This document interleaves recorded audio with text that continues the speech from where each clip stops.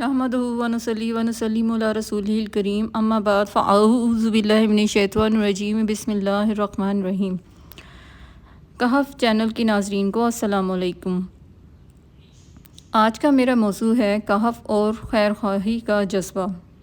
حدیث مبارکہ ہے کہ بہترین انسان وہ ہے جو اللہ کی مخلوق کے لیے نفع مند ہو۔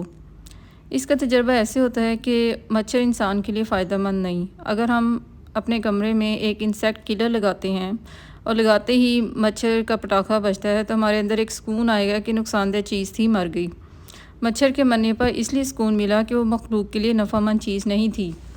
لیکن اگر اسی طرح کوئی شہد کی مکھی ہو تو اس کو ہم بچانے کی کوشش کریں گے، کیونکہ وہ مخلوق کے لیے فائدہ مند ہے، اتنی نقصان دہ نہیں ہے جتنا کہ مچھر۔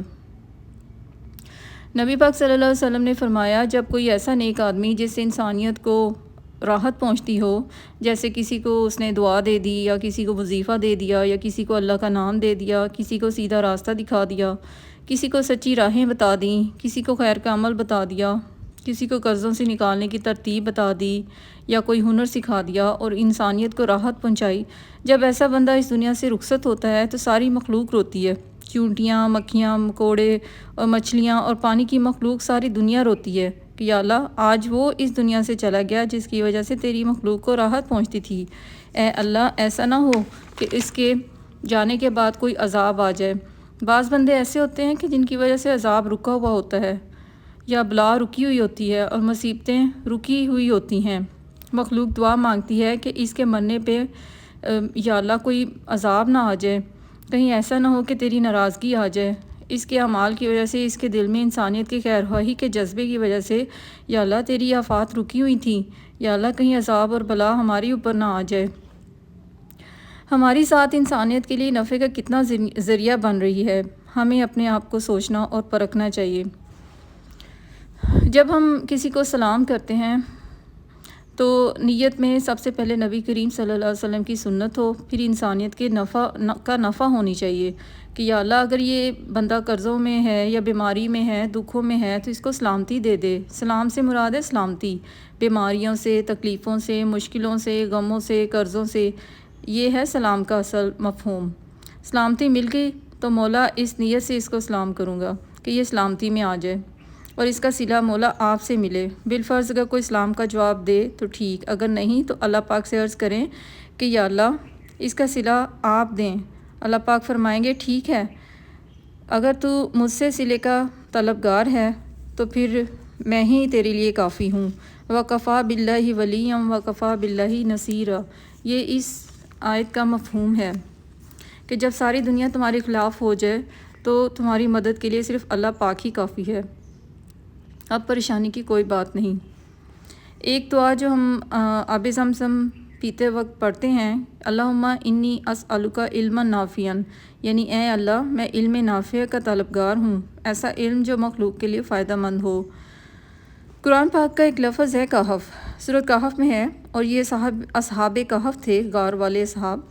یہ مخلوق کے نفع کے لیے اللہ کا نام بتاتے تھے، واحد رب کی توحید سکھاتے تھے، اللہ کی طرف متوجہ کرتے تھے۔ مخلوق کے نفع کے لیے ان کو جہنم کی آگ سے نجات ملے اس کا اہتمام فرماتے تھے۔ پھر بادشاہ تھا جس کا نام دقیانوس تھا، وہ ان کو اللہ کا نام سکھانے سے روکتا تھا اور ان پر ظلم کرتا تھا۔ آخر بادشاہ نے کہا کہ ان کو قتل کر دیا جائے۔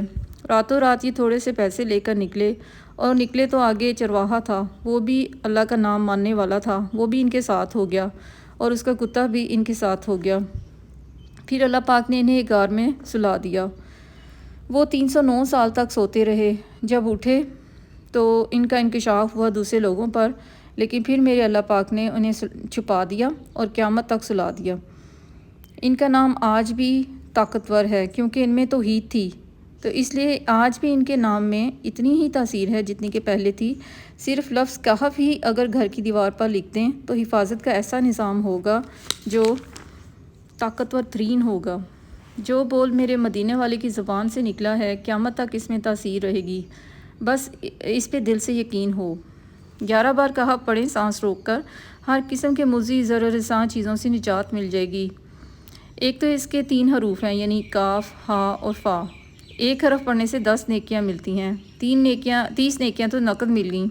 اس کے ساتھ ایک اور فائدہ بھی ہوگا کہ اگر نیت کر لیں کہ یا اللہ نفس اور شیطان کے جو حملے ہیں اور جو کالے وار ہیں اور جو میرے اوپر کالی چیزوں کا وار ہے، میرے دل پر، میری پلکوں پر، میری باتوں پر، میری آنکھوں پہ، جس کی وجہ سے یہ خیانت کرتی ہیں، اے اللہ پاک ان تمام چیزوں کی حفاظت کی میں دعا کرتی ہوں اور سوال کرتی ہوں تیری مدد کی، تیری نصرت کی۔ یا اللہ میں نیت کر کے 11 بار سانس روک کر کہف پڑھتی ہوں۔ اگر نیت میں یہ شامل کر لیں کہ اللہ پاک میں اپنی بھی نیت کرتی ہوں، اپنے بچوں کی بھی نیت کرتی ہوں، اپنی قیامت تک کی نسلوں کی بھی نیت کرتی ہوں اور اس کے بعد پوری امت کی نیت کرتی ہوں، سبحان اللہ، تو پھر ایسی مدد آئے گی کہ جس کا آپ کو گمان بھی نہیں۔ جس کو نیند نہ آتی ہو اس کے لیے سورۃ کہف کی آیت ہے فَضَرَبْنَا عَلَىٰ آذَانِهِمْ فِي الْكَهْفِ، تو جو یہ آیت مبارکہ پڑھنا شروع کر دے تو فوراً نیند آ جاتی ہے۔ اسی طرح جس جگہ درد ہو 7 بار کہف لکھ دیں، ایسا درد غائب ہوگا جیسے کبھی ہوا نہ ہو۔ یہ مشاہدات ہیں جو عبقری میں لوگوں نے پیش کیے۔ چھوٹے بچوں کے ماتھوں پر 7 بار کہف لکھ دیں، انوکھی حفاظت ہوگی، چوٹوں سے، دردوں سے حفاظت رہے گی، نظر بد سے حفاظت رہے گی، حاسدین سے، جنات سے حفاظت رہے گی۔ اصحاب کہف مخلوق کا ایمان بچا رہے تھے۔ اصحاب کہف کے نام تھے یملیخا، مکسلمینا، کشفوتت، تبیونس، ازرافت یونت، کشافت یونس، یوانس بوس و قلبہم کتمیر۔ اپنے ایمان کو بچاتے بچاتے، واحد اللہ کی تعریف کرتے کرتے ان کی زندگی گزر گئی۔ میرے اللہ کو ان کی ادائیں اس قدر پسند آئیں کہ میرے بندو، تمہارا مطلوب صرف میری رضا اور میری مخلوق کے لیے تم فائدہ چاہ رہے ہو، میرے لیے، میری طرف میرے بندوں کو بلاتے ہو۔ پھر اسی طرح اگر کوئی نفع دے دے، ہدیہ دے، یا گفٹ کی شکل میں، عزت یا وقار کی شکل میں پروٹوکول دے دے، یا اگر کوئی اور نفع دے دے تو ڈر جائے کہ یا اللہ مولا تیرے لیے میں نے کیا تھا، میری نیت تو تیرے لیے تھی، لیکن میری نیت میں یہ نہ ہو کہ کوئی مجھے اس طرح پروٹوکول دے، بلکہ میں جو کچھ بھی کروں اپنے رب کی رضا کے لیے کروں۔ صحابہ کرام علیہم رضوان اللہ اجمعین کی طرف سے جب فتوحات کے دروازے کھلے اور غربت اور فقر ختم ہوا اور ایک بندہ مدینہ کی گلیوں میں آوازیں لگاتا پھر رہا تھا کہ اور کوئی پھر رہا تھا کہ ہے کوئی لینے والا، اور کوئی لینے والا نہیں تھا اور سب دینے والے تھے، سب کو اللہ پاک نے مالا مال کر دیا تھا، تو بڑی بڑی ہستیاں بہت روتی تھیں اور ڈر گئی تھیں۔ ان کی زبانوں سے بول نکلتے تھے استغفار کے لیے کہ مولا اس دنیا میں اگر نفع کے دروازے کھل گئے تو کہیں آخرت میں بند نہ ہو جائیں۔ سبحان اللہ۔ جو لوگ یہ کہتے ہیں کہ وظیفوں سے یہ کیا ہوتا ہے، ان سے میں یہ پوچھتی ہوں کہ اگر کوئی کسی کو گالی دے تو آگ لگ جاتی ہے، گالی کیا ہے؟ صرف حرف ہی تو ہیں، بول ہی تو ہے، آگ لگا دیتے ہیں۔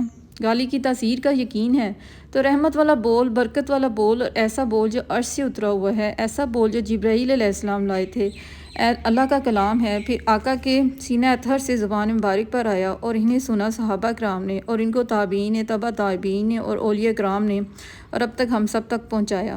قرآن پاک کی حفاظت رب کریم نے اپنے ذمہ لی، اور یہی جامعہ اور اکمل ترین کتاب ہے جس کی حفاظت اللہ تعالیٰ نے کی ہے۔ یہ تو ایک حرف کی تاثیر ہے، ٹھنڈے دل سے سوچیں کہ پورے قرآن کی کیا تاثیر ہوگی۔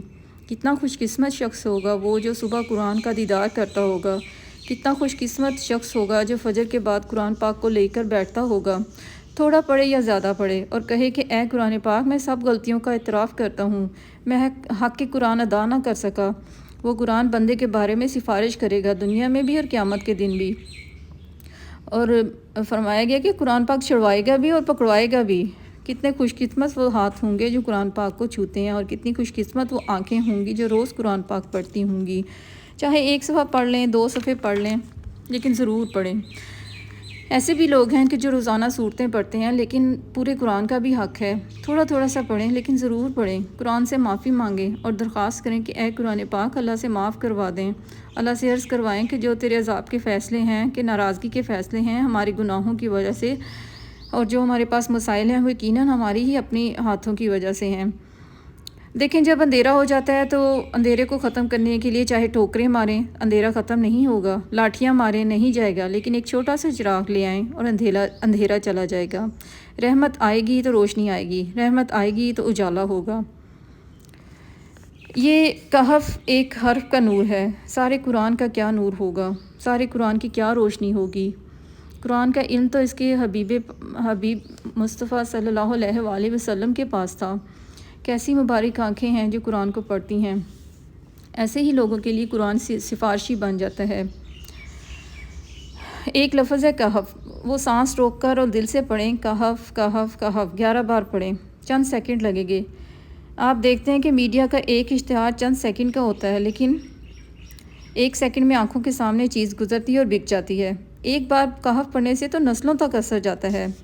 غلامی مصطفیٰ کر کے دیکھیں تو صحیح کہ کیا ملتا ہے، بندہ رنگ دیا جاتا ہے۔ قرآن کا ادب، قرآن کے حروف کو بڑے اہتمام سے پڑھا جانا چاہیے۔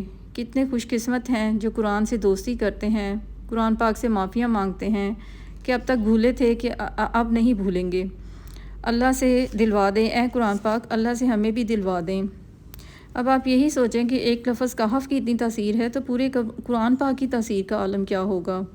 انہی حروف میں درد تکلیف سے حفاظت، جادو جنات سے حفاظت، حاسدین سے حفاظت، دولت و رنج و غم سے حفاظت اور بے پناہ دولت، اس کے اندر طاقت اور حفاظت ہے۔